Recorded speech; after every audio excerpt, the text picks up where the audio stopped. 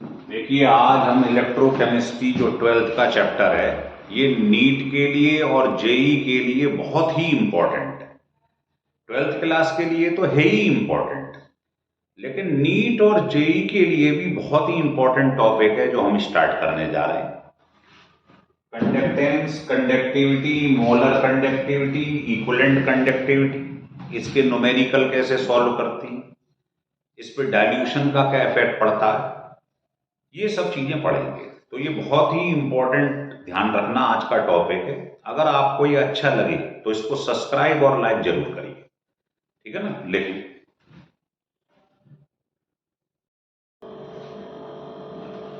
Electrochemistry chapter में आज हम बहुत ही इंपॉर्टेंट चीजें पढ़ने जा रहे हैं, जिसमें हम कंडक्टेंस पढ़ेंगे, कंडक्टिविटी पढ़ेंगे, मोलर कंडक्टिविटी, इक्विवेलेंट कंडक्टिविटी, और कौन कौन से फैक्टर इन पे इफेक्ट डालते हैं। तो पहला हम लेंगे कंडक्टेंस।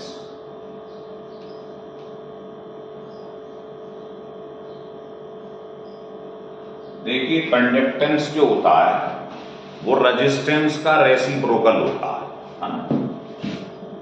इट इज द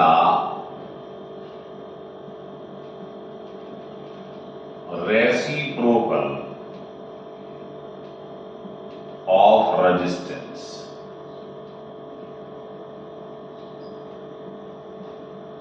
अब रेजिस्टेंस का मतलब होता है रुकावट, तो कंडक्टेंस क्या होगा भाई? रुकावट का उल्टा क्या होता है? Freedom of movement of ions. तो जितना मूवमेंट आइंस में ज्यादा होगा या नंबर ऑफ आइंस ज्यादा होंगे, समझ लेना उतना ज्यादा ही कंडक्टेंस है। तो कंडक्टेंस जो होता है ये होता है फ्रीडम ऑफ मूवमेंट या नंबर ऑफ आइंस। ये जितना ज्यादा होगा कंडक्टेंस उतना ज्यादा होगा, ये ध्यान रखिए, है ना। जैसे कंडक्टेंस जो है ये कौन कौन से फैक्टर पर डिपेंड करता है, तो आपने लिया डाइल्यूशन। डाइल्यूशन मतलब होता है वॉल्यूम। तो अगर आप डाइल्यूशन बढ़ाएंगे तो आप देखोगे डाइल्यूशन बढ़ने पे कंडक्टेंस बढ़ती चले जाती है ना।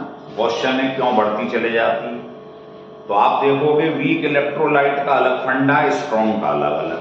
देखो कैसे। तो पहले मैं स्ट्रॉन्ग इलेक्ट्रोलाइट ले लेता हूं। स्ट्रॉन्ग इलेक्ट्रोलाइट वो होता है जो 100% आयोनाइज हो जाता है, जो पूरा पूरा ब्रेक हो जाए। तो बताओ, जो पूरा पूरा ब्रेक हो जाएगा, तो अगर मैंने उसमें डाइल्यूशन बढ़ा भी दिया, वाटर डाल भी दिया, तो क्या होगा? और ज्यादा पार्टिकल तो टूटेंगे ही नहीं, क्योंकि वो पहले से 100% आयोनाइज हो रहा है। तो उसमें ये वाला फंडा काम नहीं करेगा, उसमें ये काम करेगा। कैसे? देखिए, आपने क्या करा साहब, आपने ये पॉजिटिव चार्ज ले लिया, ये नेगेटिव ले लिया, इनके बीच में फोर्स ऑफ अट्रैक्शन काम कर रहा है, फोर्स ऑफ अट्रैक्शन F। आपने इसे वाटर में डाल दिया, तो आपने फिजिक्स में भी पढ़ा है कि अगर मैंने वाटर डाल दिया तो बीच में लगने वाला फोर्स F/K हो जाता है। K मतलब वाटर का डाइलेक्ट्रिक कांस्टेंट, इतने टाइम्स फोर्स कमजोर पड़ जाएगा। तो जब फोर्स ऑफ अट्रैक्शन कम होगा तो फ्रीडम बढ़ जाएगा मूवमेंट का, पार्टिकल भागने लगेंगे इधर उधर। तो मूवमेंट बढ़ गया, इसका मतलब कंडक्टेंस बढ़ गई। तो स्ट्रॉन्ग इलेक्ट्रोलाइट में तो वाटर में डालने पर आपने देखा फोर्स कमजोर हो गया, इसलिए मूवमेंट बढ़ गया। पहले अट्रैक्शन ज्यादा था, अब अट्रैक्शन कम है, तो इसलिए कंडक्टेंस बढ़ गई। तो स्ट्रॉन्ग इलेक्ट्रोलाइट के केस में कंडक्टेंस जो होता है उसको चेक किससे करती हैं? फोर्स ऑफ अट्रैक्शन से। फोर्स ऑफ अट्रैक्शन वीक तो मूवमेंट बढ़ जाएगा, तो कंडक्टेंस बढ़ जाएगी। तो कंडक्टेंस जो है फोर्स ऑफ अट्रैक्शन क्या हो जाता है वाटर में डालने पे, ऑन डाइल्यूशन क्या होगा, डिक्रीजेस, है ना। फोर्स ऑफ अट्रैक्शन डिक्रीज होगा, मूवमेंट बढ़ जाएगा, कंडक्टेंस बढ़ जाएगी। तो फोर्स कमजोर होने से कंडक्टेंस बढ़ जाता है। तो एक तो डाइल्यूशन पे आपने देखा कि जब डाइल्यूशन बढ़ा तो कंडक्टेंस बढ़ी। तो स्ट्रॉन्ग इलेक्ट्रोलाइट में तो कंडक्टेंस हमने फ्रीडम से देखी। अगर हम वीक इलेक्ट्रोलाइट की बात करें,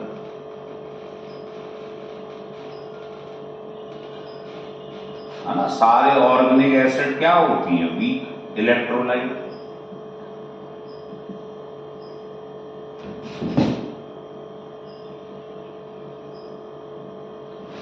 जैसे आपने सुना है फॉर्मिक एसिड, एसिटिक एसिड, जिनमें कार्बन आ रहा है, कार्बोनिक एसिड, ये सब वीक इलेक्ट्रोलाइट है।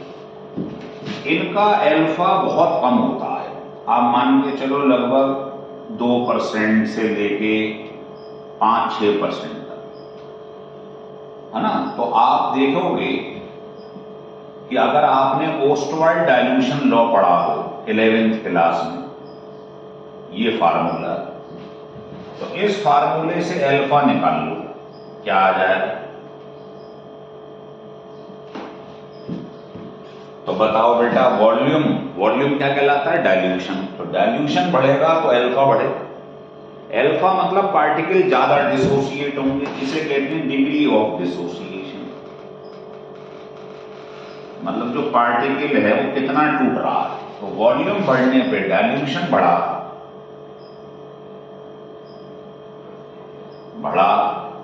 तो अल्फा बढ़ा, ये भी बढ़ा, डिग्री ऑफ डिसोसिएशन। तो पार्टिकल क्या हो, ज्यादा डिसोसिएट हो गए, तो नंबर ऑफ पार्टिकल बढ़ गए। तो जब आयंस बढ़ते हैं तो कंडक्टेंस बढ़ती है। समझ में आ रहा बात। तो कंडक्टेंस बढ़ने के दो कारण हैं अलग अलग। पहला तो ये है, स्ट्रॉन्ग इलेक्ट्रोलाइट तो पहले से ही पूरा टूट रहा था, लेकिन उसके बीच में फोर्स ऑफ अट्रैक्शन स्ट्रॉन्ग था। जैसे ही उसको डाइल्यूशन बढ़ाया, वाटर में डाला, तो जो फोर्स लग रहा था वो F/K, के वाटर का होता है 81, डाई इलेक्ट्रिक कॉन्स्टेंट। तो इतने टाइम्स फोर्स कमजोर पड़ गया, तो दोनों चीज दूर दूर भागने लगी, मूवमेंट ऑफ आयंस बढ़ गया, कंडक्टेंस बढ़ गई। तो स्ट्रॉन्ग इलेक्ट्रोलाइट में तो इस वजह से कंडक्टेंस बढ़ी। वीक में क्या था, डिग्री ऑफ डिसोसिएशन बहुत कम था।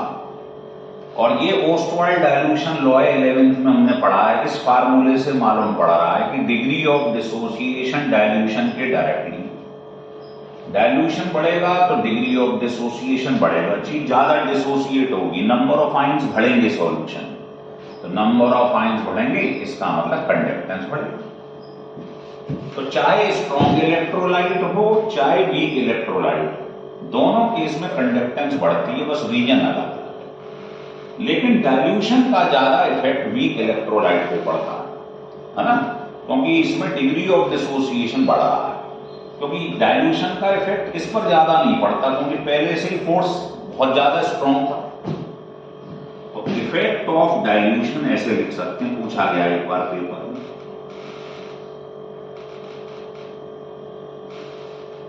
मोर इफेक्टिव इसमें इन वीक इलेक्ट्रोलाइट। भाई अगर कोई आपसे कहे कि सरकार ने कोई स्कीम लाया तो गरीब को ज्यादा फायदा मिलता है या अमीर को? अमीर तो पहले से ही अमीर था, थोड़ा सा अमीर और हो गया, लेकिन जो बेचारा गरीब है उस पर बहुत फर्क पड़ेगा। उसको थोड़ी सी भी मदद कर दो तो उसकी जीवन में एक ड्रास्टिक चेंज आ जाता है। तो वीक इलेक्ट्रोलाइट धीरे धीरे जब उसका अल्फा बढ़ता चला जाएगा तो वीक इलेक्ट्रोलाइट भी क्या होता है, डाइल्यूशन बढ़ाने पे एक बार स्ट्रॉन्ग इलेक्ट्रोलाइट की तरह काम करना चालू कर देगा, है ना। वो कोलराउस लॉ में पढ़ाएंगे आपको कि जब इनफाइनाइट डाइल्यूशन हो जाता है तो वीक इलेक्ट्रोलाइट भी स्ट्रॉन्ग इलेक्ट्रोलाइट की तरह बिहेव करता है, ये ध्यान रखिए। तो जब डाइल्यूशन बढ़ेगा अल्फा बढ़ेगा, और अल्फा जैसे जैसे बढ़ेगा, है ना, नंबर ऑफ आयंस बढ़ेंगे, इसका मतलब कंडक्टेंस बढ़ता है। तो ये दोनों पॉइंट मुझे लगता है आपकी समझ में आ गए। लेकिन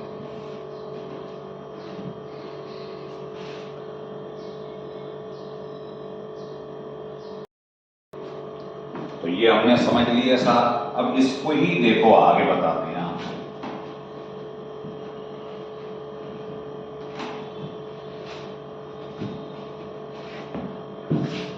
देखो, अब क्वेश्चन ये हमारे पास और भी फैक्टर होते हैं जिनका कंडक्टेंस पे इफेक्ट पड़ता है ना। जैसे आप देखोगे, नोट करके लिख रहा हूं, जैसे कुछ फोर्सेस हैं इंटर आयनिक फोर्सेस। इसका मतलब होता है force of attraction between solute solute. Solute solute के बीच में लगने वाला फोर्स इंटर आयनिक फोर्स। दूसरा होता है सॉल्वेशन। इसका मतलब है force of attraction between solute solvent. तीसरा होता है विस्कोसिटी। विस्कोसिटी का मतलब होता है force of attraction between solvent solvent. अब आप सोचो, ये आपके पास एक कंटेनर, इसमें ए सॉल्यूट है, बी सॉल्वेंट है, तो ऐसे बहुत सारे इसके अंदर ए और बी पड़े हुए। तो ए को मैंने मान लिया है सॉल्यूट और बी को सॉल्वेंट। तो सिमिलर फोर्स, ये देखो, ए सॉल्यूट सॉल्यूट के बीच में जो फोर्स ऑफ अट्रैक्शन है उसको कहते हैं इंटर आयनिक फोर्स। और अगर ए बी के बीच में लग रहा है फोर्स, ये सॉल्यूट है, ये सॉल्वेंट है, तो इसको कहते हैं सॉल्वेशन। और सॉल्वेंट सॉल्वेंट सॉल्वेंट क्या माना, बी, तो बी बी के बीच में लगने वाला फोर्स कहलाता है विस्कोसिटी। तो आप सोचिए, कंडक्टेंस का मतलब क्या है, मूवमेंट ऑफ आयंस, और ये तीनों क्या है, फोर्स ऑफ अट्रैक्शन, चाहे किसी के बीच में भी हो। तो बताओ, अट्रैक्शन बढ़ेगा तो पार्टिकल का मूवमेंट्स क्या होगा, खत्म हो जाएगा, है ना। तो कंडक्टेंस का मतलब ध्यान रख लो बस, कि पार्टिकल की आवारागर्दी जो इधर उधर घूम रहे हैं, और अट्रैक्शन होगा, दोस्ती होगी, तो ये पास पास आ जाएंगे। इसका मतलब ये तीनों चीजें ऐसी हैं जो कंडक्टेंस को कम कर देती। तो कोई भी फोर्स ऑफ अट्रैक्शन काम करेगा तो कंडक्टेंस कम हो जाएगा। तो ये भी बड़ा इंपॉर्टेंट पॉइंट है, ध्यान रखिए। ठीक है, अब आगे समझाते हैं आपको, लिख लो। अब सेकंड पॉइंट पे आते हैं, कंडक्टिविटी के बारे में।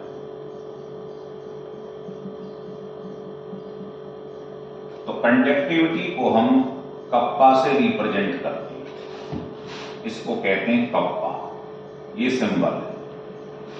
कंडक्टिविटी क्या होता है, कोई पूछे तो आप कहोगे it is reciprocal of resistivity. ये कहलाती है रेजिस्टिविटी। इसका रेसिप्रोकल होता है, ठीक है। अब अगर आपने ये फार्मूला कई बार पढ़ाया, मेरी पिछली वीडियो में भी देखा है, रेजिस्टेंस का फार्मूला, तो यहां से रेजिस्टिविटी निकालना, ये आ जाएगा। इसको यहां पुट कर दो, तो जैसे यहां पर इसकी वैल्यू पुट करोगे RA/L, तो क्या मैं इसको अलग अलग करके ऐसे लिख लूं? तो रेजिस्टेंस का उल्टा क्या कहलाता है, कंडक्टेंस, अभी बताया था थोड़ी देर पहले। और length upon area of cross section, इसको सेल कांस्टेंट कहते हैं। तो L/A जो है ये सेल कांस्टेंट कहलाता है। अगर ये सेंटीमीटर में, ये सेंटीमीटर स्क्वायर, तो ये सेल कांस्टेंट की यूनिट है। और 1/रेजिस्टेंस जो ओम का उल्टा होता है, इसको या तो महो कहती हैं, या ओम इनवर्स, या साइमन बोलते है ना। तो ये कप्पा है, कंडक्टिविटी है, उसका फार्मूला यह। तो कप्पा जो होता है, कंडक्टिविटी, ये क्या होता है, लिख लो, it is the conductance of all the ions present in 1 ml of the solution. Solution अगर 1 ml है तो उसके अंदर जितने आयंस होंगे उनकी कंडक्टेंस, उसी को बोलते हैं क्या? कंडक्टिविटी। अब आप सोचो, ये कंटेनर है, इसमें 1 2 3 4 5 आयंस हैं और 1 ml वाटर। अगर मैं डाइल्यूशन बढ़ा दूं, वॉल्यूम बढ़ा दूं, वाटर डाल दूं, तो वॉल्यूम तो बढ़ जाएगा लेकिन पार्टिकल का नंबर तो वही रहेगा, है ना। इसका मतलब जो आयंस हैं 1 ml में पहले 5 थे, अब आपने वाटर डाल के उसे 10 ml कर दिया लेकिन पार्टिकल तो उतना ही रहे। इसका मतलब नंबर ऑफ आयंस जो हैं पर ml वो डिक्रीज करके नहीं कर देते। भाई पहले 1 ml में 5 थे, अब 10 ml में भी 5 है ना। तो आप कहोगे 1 ml में कितने हो गए? 0.5। भाई आयंस तो उतना ही रहे, वॉल्यूम बढ़ गया। इसका मतलब हुआ इनकी कंडक्टिविटी डाइल्यूशन बढ़ाने पे क्या हो गई? कम हो गई। तो डाइल्यूशन अगर आप बढ़ाओगे, वॉल्यूम बढ़ाओगे, तो नंबर ऑफ आयंस पर ml ये कम हो जाएंगे। इसका मतलब कंडक्टिविटी जो है वो भी कम हो। तो डाइल्यूशन से कंडक्टेंस तो बढ़ती थी, पिछला टॉपिक, लेकिन कंडक्टिविटी जो है वो डाइल्यूशन पे कम हो रही है। समझ में आ गई बात? मेन बात ये समझ लो बस। अब इसको समझेंगे एक एक करके। लिख लो इसे।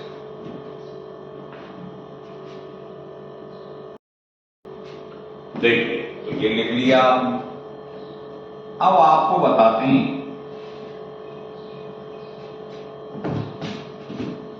Molar conductivity and equivalent conductivity. Next topic ये बात। तो मोलर कंडक्टिविटी जो होती है इसको ऐसे रिप्रेजेंट करती है, और इक्विवेलेंट कंडक्टिविटी जो होती है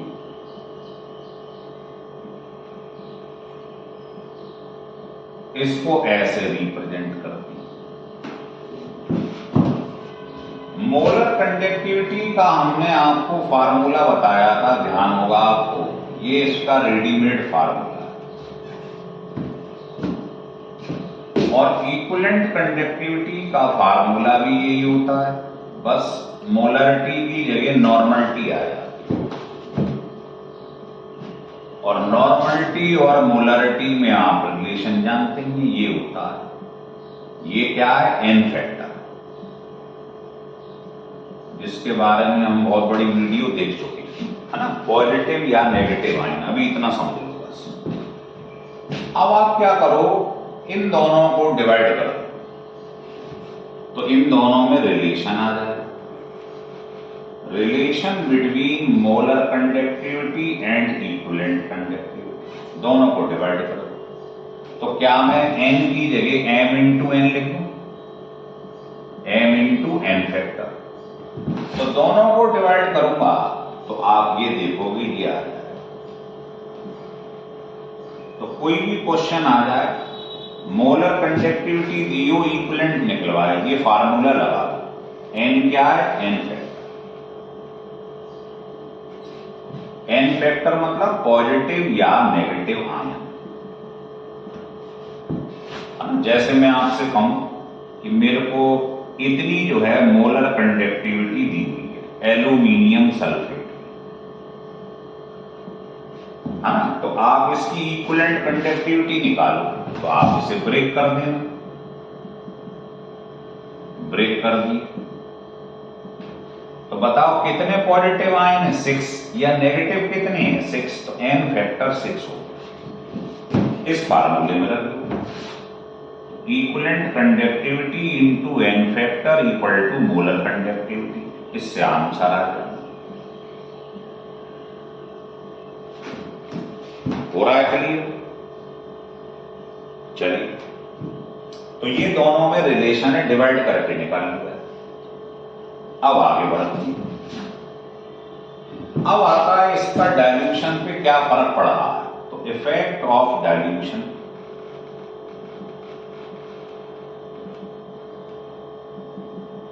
on molar conductivity and equivalent conductivity. ठीक है, तो देखिए मोलर कंडक्टिविटी का फार्मूला अभी भी लिखा और मिटाया भी नहीं है, ये लिखा हुआ है। ये क्या है, सिग्मा लिख लो या कप्पा लिख लो, एक ही बात है, कंडक्टिविटी कहते हैं। तो डाइल्यूशन से आपने अभी अभी देखा था, डाइल्यूशन बढ़ा था तो जो कप्पा था वो डिक्रीज कर गया, ध्यान। तो ये डिक्रीज करेगा तो ये भी डिक्रीज करनी चाहिए डाइल्यूशन। तो इसके हिसाब से देखा जाए तो मोलर कंडक्टिविटी हो या इक्विवेलेंट कंडक्टिविटी हो, ये इस कप्पा की कंडक्टिविटी के डायरेक्टली प्रोपोर्शनल है। तो डाइल्यूशन बढ़ता है तो कंडक्टिविटी कम होती है, अभी भी बताया था, नंबर ऑफ आयंस पर ml कम हो जाती है। तो ये कम होगा तो ये भी कम होगा, तो ये दोनों भी डिक्रीज कर जाएंगे, पहला पॉइंट। दूसरा, अगर मैं मोलरिटी के हिसाब से देखूं तो मोलरिटी होता है number of mole upon volume in litre. तो मोलरिटी में मोल अपॉन वॉल्यूम लिख लो आप, तो बताओ ये वॉल्यूम के क्या आ रहा है, डायरेक्टली, मतलब डाइल्यूशन बढ़ाओगे तो ये बढ़ेगा। तो मोलरिटी के हिसाब से देखा तो आपने देखा नंबर ऑफ, ये डाइल्यूशन बढ़ेगा तो मोलर कंडक्टिविटी भी बढ़ेगी। तो दूसरा पॉइंट ये देखा कि अगर डाइल्यूशन बढ़ा तो मोलरिटी होता है मोल अपॉन वॉल्यूम, डाइल्यूशन बढ़ेगा तो मोलरिटी कम हो जाएगी, है ना। दैट इज मोलरिटी जो है, जिसको हम कंसंट्रेशन भी कहते हैं, वो डिक्रीज कर देगा, है ना। तो डाइल्यूशन अगर बढ़ा, वॉल्यूम बढ़ेगा तो मोलरिटी कम होगी, और मोलरिटी कम हो जाएगी तो समझ लीजिए क्या होगा, इनवर्सली तो मोलर कंडक्टिविटी या इक्विवेलेंट कंडक्टिविटी बढ़ जाएगी। तो एक फैक्टर, ये वाला फैक्टर तो ये बताता है कि डाइल्यूशन बढ़ने पे ये कम हो रहा है ना, डाइल्यूशन बढ़ेगा ये कम होगा तो ये भी कम होगा। लेकिन ये वाला फैक्टर हमें बताता है, मोलरिटी वाला ये फार्मूला है कि डाइल्यूशन बढ़ेगा तो मोलरिटी कम होगी, और ये कम होगी तो ये बढ़ेगा।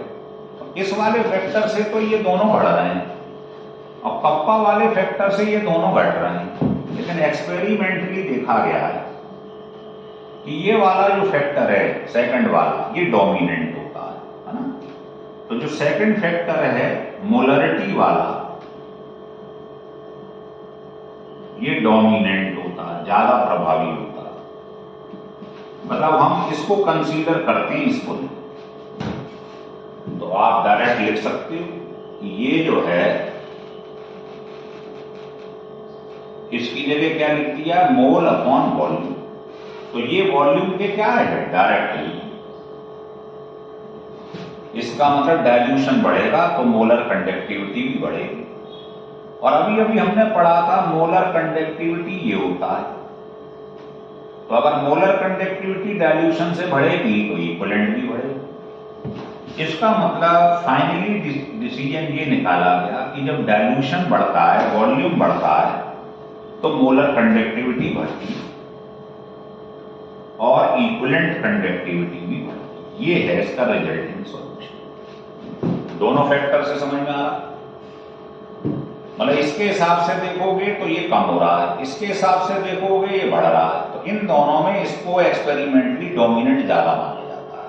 तो इसके इफेक्ट से देख लो क्या हो रहा है।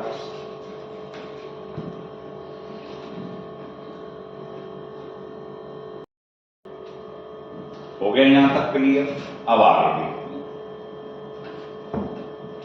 तो जो हमने फाइनली पढ़ा कि डाइल्यूशन का इफेक्ट क्या पड़ता है सब चीजों पे, वो नोट करके हम लिखेंगे। इफेक्ट ऑफ डाइल्यूशन,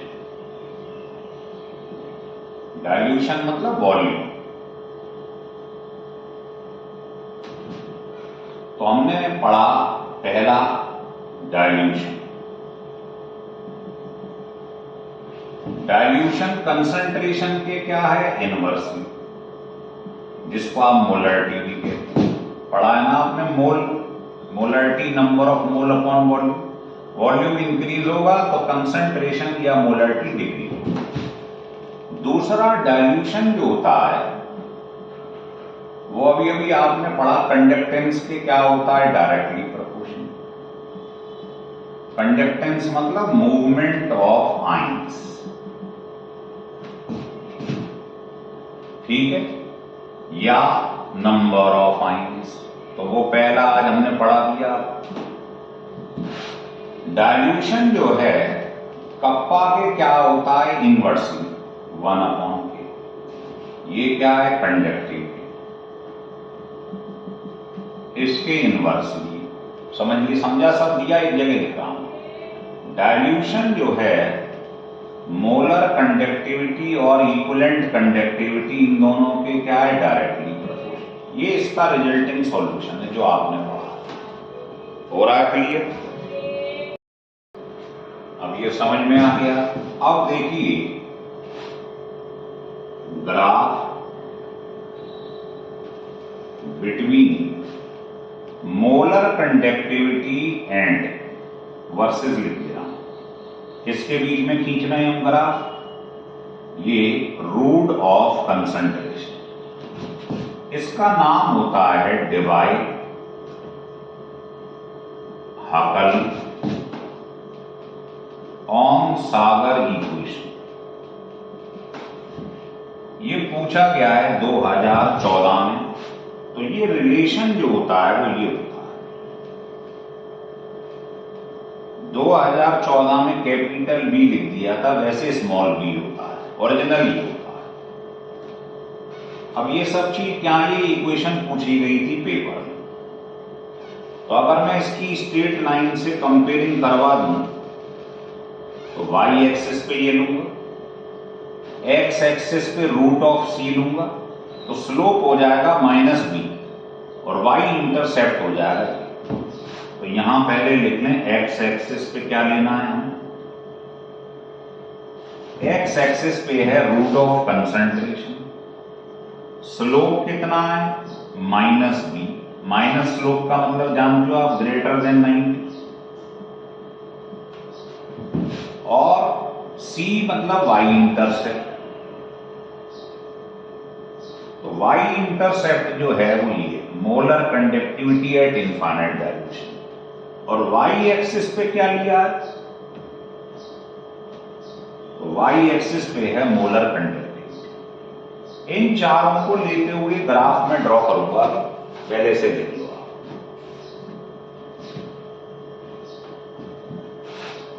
तो देखो, जब ये ग्राफ ड्रॉ किया जाता है molar conductivity of root of C के बीच में, तो y एक्सिस पे इसे ले लिया और x पर इसको ले लिया, x और y, तो स्लोप आता है नेगेटिव।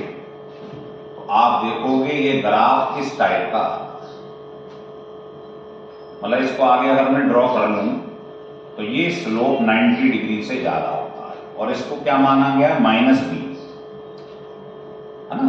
और ये अगर ये वैसे लाइन आगे है नहीं, अगर मैं इसको आगे डॉटेड करके कर भी लूं, आपको मालूम ही है इधर आगे जाने पे कंसंट्रेशन बढ़ रही है, इस पॉइंट पे कंसंट्रेशन क्या होगी, 0, जो कभी हो नहीं सकती है, क्योंकि कंसंट्रेशन होता है मोल पर वॉल्यूम।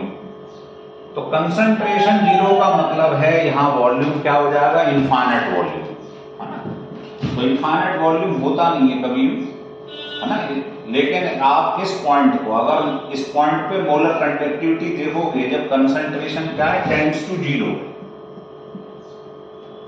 मतलब ऐसे कह सकते हो डाइल्यूशन जो है वो इनफाइनाइट, ऐसे कह सकते हो। इस समय जो कंडक्टिविटी आएगी उसको कहते हैं molar conductivity at infinite dilution. तो अगर मैं इसको डॉटेड करके मिला भी दूं तो ये मैक्सिमम मोलरिटी होगी, मोलर कंडक्टिविटी इनफाइनाइट डाइल्यूशन। तो इसका नाम एक तो होता है molar conductivity at infinite dilution, दूसरा इसको हम लिमिटिंग मोलर कंडक्टिविटी भी कहते थे, ये भी नाम है इसका, मतलब मैक्सिमम मोलर कंडक्टिविटी। इससे ज्यादा कभी हो नहीं पाएगी, है ना, क्योंकि मोलर कंडक्टिविटी किस पे डिपेंड करती है? डाइल्यूशन पे। आपने पढ़ा ये डाइल्यूशन के या वॉल्यूम के डायरेक्टली प्रोपोर्शनल होता, भी पढ़ाया था। और मैक्सिमम डाइल्यूशन क्या होगा? यहां पर डाइल्यूशन क्या होगा? कंसंट्रेशन जीरो है। कंसंट्रेशन जीरो मतलब डाइल्यूशन इनफाइनाइट हो, तो इनफाइनाइट डाइल्यूशन से ज्यादा तो कुछ हो ही नहीं सकता है। तो उस समय जो मोलर कंडक्टिविटी होगी सबसे ज्यादा होगी, वो ये कहलाती है। क्लियर हो गया? तो इस ग्राफ में पहली बात ये स्ट्रेट लाइन है, नेगेटिव स्लोप है, और किसके बराबर है? इसके बराबर। और यहां से यहां तक का डिस्टेंस इसको कहते हैं वाई इंटरसेप्ट। ये कितना है? इसको कहते हैं वाई इंटरसेप्ट। ये डिस्टेंस हमें ये बता देता है।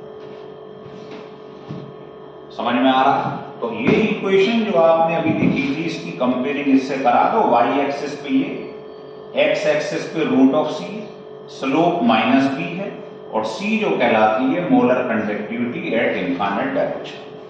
लिख लो।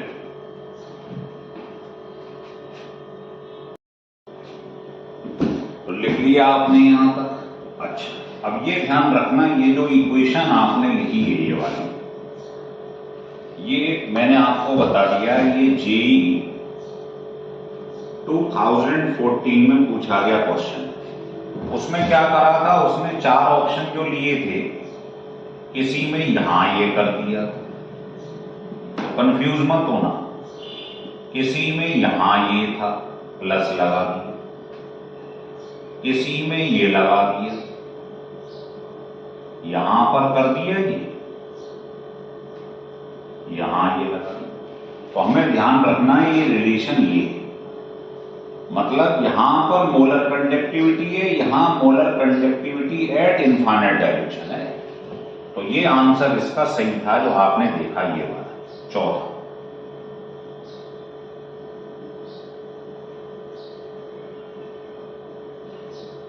ये करेक्ट है। और इसमें B क्या है? B होता है कांस्टेंट फॉर सॉल्वेंट। किस पे डिपेंड करता है? ये डिपेंड करता है विस्कोसिटी, टेम्परेचर पे, ठीक है ना, इन चीजों पे डिपेंड करता है, और डेंसिटी पे डिपेंड करता है ऑफ सॉल्वेंट। सी मालूम ही है आपको, कंसंट्रेशन है सॉल्यूशन की, ये दोनों बताई दी है। अब इसमें ध्यान रखना, ये जो डिवाइड हकल है ये केवल लगती है किसमें? स्ट्रॉन्ग इलेक्ट्रोलाइट, वीक में कभी नहीं लगता। ये ध्यान रख लेना, बड़ा बड़ा करके बता दे रहा हूं। तो डिवाइड हकल इक्वेशन केवल स्ट्रॉन्ग में लगती है। आप पूछेंगे साहब वीक में क्यों नहीं लगती है? तो देख लीजिए। तो पहले तो इस पे क्वेश्चन बताऊं जो लेटेस्ट आया होगा, वो ये है, देखो ये जो हमने ग्राफ बनाया होगा इस टाइप से, है ना, और एक इस टाइप से बनाया होगा। तो ये ध्यान रख लो, ऊपर वाला जो ग्राफ होगा ये वाला, ये उसके लिए होगा जिसकी कंडक्टिविटी, मोलर कंडक्टिविटी ज्यादा होगी, है ना। तो जैसे मैं बात कर लूं आपसे NaCl और बात कर लूं KCl, तो देखो Cl तो दोनों में सेम। अब इसमें साइज किसका स्मॉल है देख लीजिए। तो साइज जो होता है वो सोडियम आयन का कम होता है इससे। अब जिसका साइज कम होगा उसकी मोबिलिटी बढ़ जाए। समझ में आ रही है ना बात? तो ये ध्यान रख लेना कि जो आपको छोटा वाला आयंस दिखाई दे जिसमें मूवमेंट ज्यादा है उसको समझ लेना कहां रखना है बस, है ना। और अगर इसको पानी में डाल दिया गया है तो फिर आप ये देखो, ये क्वेश्चन ही बता देता हूं आपको पेपर में जो आया है। इस टाइप से इन्होंने क्या करा है, ये दो ले लिए, इनको आगे मिला दिया, ऐसे मिला।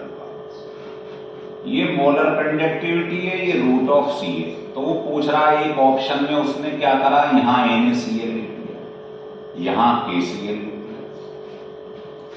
दूसरे वाले ऑप्शन में क्या करा है उसने, उल्टा कर दिया। दूसरे वाले ऑप्शन में ये कर दिया है, यहां कर दिया है KCl, ये NaCl कर दिया है। तीसरे में ऐसा बना दिया है, एक को ऐसा बना दिया है, एक को ऐसा बना दिया। इस टाइप के ऑप्शन बना दिए। तो ढंग से देखिए इनमें कौन सा ग्राफ सही। तो इसमें कुछ नहीं करना है आपको, ये ध्यान रख लो, जैसे ये भी स्ट्रॉन्ग इलेक्ट्रोलाइट है, स्ट्रॉन्ग है, और स्ट्रॉन्ग का ग्राफ हमेशा स्ट्रेट लाइन आता है। तो ये कर्व आ रहा है स्ट्रॉन्ग होते हुए भी, तो ये तो गलत हो गया। अब इन दोनों में देखना है, तो देखो इसमें Cl सेम। अब आपको मालूम है इसका साइज कम है, इसका साइज बड़ा है, और साइज कम होगा तो उसका आपको मालूम नहीं है हाइड्रेटिंग रेडियाई है, जो मतलब इसे जब पानी में डाला गया है तो जिसका स्मॉल साइज होता है उसकी रेडियस बढ़ जाती है। ध्यान आ रहा भाई, अगर साइज छोटा होगा तो वाटर के कई सारे मॉलिक्यूल उसको ऐसे घेरेंगे, तो हाइड्रेटिंग रेडियाई बढ़ जाएगी। तो हमें हाइड्रेटिंग रेडियाई देखनी, तो जिसका साइज छोटा है, ये साइज बना दिया छोटा सा, है ना, ये साइज छोटा है, Na+ आपने टेबल पढ़ी, ये आता है ऊपर, फिर इसके नीचे ये पीरियोडिक टेबल में, तो नीचे जाने पे साइज बढ़ता है। तो इन दोनों में इसका साइज कम है। साइज कम होगा तो वाटर में डालते ही ज्यादा मॉलिक्यूल वाटर के उसको घेर लेंगे, तो ये हाइड्रेटिंग रेडियाई बढ़ जाएगी। तो साइज कम होता है तो हाइड्रेटिंग रेडियाई बढ़ जाएगी, तो इसे मूवमेंट में प्रॉब्लम आएगी, इसकी कंडक्टेंस कम हो जाएगी, है ना। तो इसका ग्राफ जो आप देखोगे वो इस टाइप का आ जाएगा, ये लिख लो आप। इसकी वैल्यू कम हो जाएगी क्योंकि साइज छोटा है, तो हाइड्रेटिंग रेडियाई बढ़ गई तो मूवमेंट में प्रॉब्लम आ जाएगी। हो गया क्लियर? चलिए, तो इस टाइप के क्वेश्चन भी पूछ लिए जाते हैं पेपर में। अब हम देखें, तो अगर आप वीक इलेक्ट्रोलाइट का ग्राफ देखें तो वीक वाले का ग्राफ रेक्टेंगुलर हाइपरबोला आता है। वीक इलेक्ट्रोलाइट जैसे फॉर्मिक एसिड, एसिटिक एसिड। तो आप ये बताइए, जब ये यहां पर पैरेलल हो गया, इसके पैरेलल, तो क्या टच कर रहा है? नहीं कर रहा। तो आप मोलर कंडक्टिविटी इनफाइनाइट डाइल्यूशन पे कैसे निकाल सकते हैं? भाई इनफाइनाइट डाइल्यूशन पे स्ट्रॉन्ग की निकलती है, क्योंकि आगे ये स्ट्रेट लाइन टच कर लो, ये हो जाए। लेकिन इसको तो आप टच नहीं कर सकते, क्योंकि ये क्या है, ये हाइपरबोला, ये मिलेगा ही नहीं, इससे टच ही नहीं होगा। इसीलिए ध्यान रख लो, ये वीक इलेक्ट्रोलाइट के लिए, for weak electrolyte molar conductivity at infinite dilution not calculated by Debye-Huckel Onsager equation। उस इक्वेशन से इसे नहीं निकाल सकते, क्योंकि उसमें स्ट्रेट लाइन का आना जरूरी था, और वो था स्ट्रॉन्ग इलेक्ट्रोलाइट के लिए। वीक के लिए तो हाइपरबोला बनता है। तो ये ध्यान रखना इस बात को कि स्ट्रॉन्ग का ग्राफ स्ट्रेट लाइन आता है और वीक का हाइपरबोला आता है। तो ये वीक इलेक्ट्रोलाइट है और ये स्ट्रॉन्ग इलेक्ट्रोलाइट। क्लियर हो गई बात? लिख लो आप उसे।